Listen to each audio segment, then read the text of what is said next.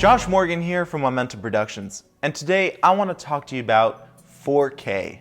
Now, 4K is 4 times the resolution of 1080p, but the question is, do we really need to shoot in 4K? Well, I hope this video is going to answer that question for you, because our transition from 1080p to 4K is a huge one. Being a videographer over the last decade especially has been a huge transformation. I went from SD, standard definition, to high definition, and now to ultra definition and 4K resolution. So why do we need to shoot in 4K? There are a few advantages of shooting in 4K, like the ability to zoom in post-production. Now, there are a lot of misconceptions of 4K cameras. For example, let's talk about the Apple iPhone. The Apple iPhone is rated to shoot at 4K resolution, but is it true 4K? Let's say you go into your video editing software, import your 4K resolution video from your iPhone, and see if you can zoom in 400% to match 1080p resolution. Will you get very good quality from that 400 times zoom? The answer is no. Why not? Because all these cameras that are saying that they can actually record 4K resolution, it's really not truly 4K. It's 4K simply because it can fit the frame of a 4K resolution sized screen. But it is not true 4K. The only way you can get true 4K footage is to export all raw footage onto a raw recorder. For example, the Sony a7S can be rated to record raw 4K footage, not internally, but to an external recorder. Just like the Sony a7S Mark II. It says it can record internal 4K, but it is not true 4K. It will need a ton of processing power, and to include that in such a small camera body is not yet possible without overheating. So that's why we use an external recorder, so that we have another processor focusing on just recording that 4K resolution. Currently, cameras of that size cannot record internal 4K. So now think about the iPhone. Do you think it can really shoot 4K? It can. It can only fit a 4K resolution screen. You will not be able to record and then in post-production zoom in 400% and get a 1080p resolution footage. It's not possible. Now let's talk about mainly why I like to shoot in 4K. We covered the importance of zooming in post-production, but the ability to shoot in 4K actually gives your footage a lot longer lifespan, and by that I mean 10 years from now, we are still going to be using 4K footage, and it will be the industry standard. So your footage can be sold to any stock footage firm and be considered the industry standard resolution.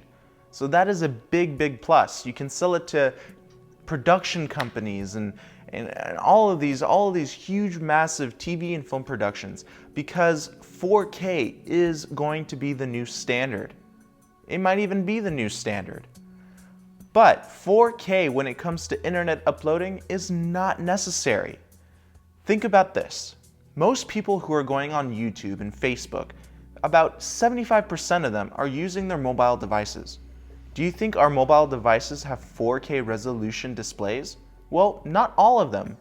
Most of the people who have mobile devices don't even know what 4K is. You have to remember that watching 4K content takes a lot of broadband from your internet provider.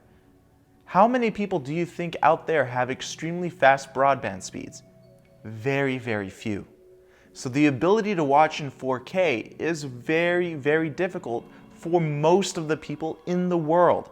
Only very few people are able to watch 4K footage on their mobile devices. And on top of that, people have to have 4K resolution screens to really experience that 4K. So the internet right now, in my honest opinion, is only ready for 1080p and 1080p max. 4K right now for internet uploads is a bit of a gimmick. This does not mean that you shouldn't record 4K. You should always record 4K because most cameras that do record in 4K actually record sharper images using 4K. When you export your footage out of Final Cut or out of Premiere or Avid, render it to 1080p. That way you have the pristine, sharp, beautiful footage that you want. That's what I really recommend. 4K, we're not truly ready for it yet. Break down your whole entire process. Do you think that you are going to be selling your footage to stock footage firms? Or do you think you're mainly going to be shooting weddings and parties and other special events? Because the 5D Mark II is an excellent camera that tops out at 1080p 30 frames per second footage. To be honest, I kind of regret selling my 5D Mark II. I really miss that camera.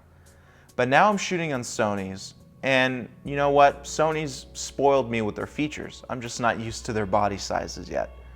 But 4K gives me that extra leg room to zoom in a little bit and to get slightly sharper video. And it gives me that option to get a recorder and record raw uncompressed 4K.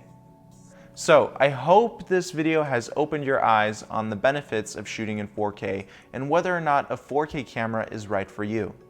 So let's recap.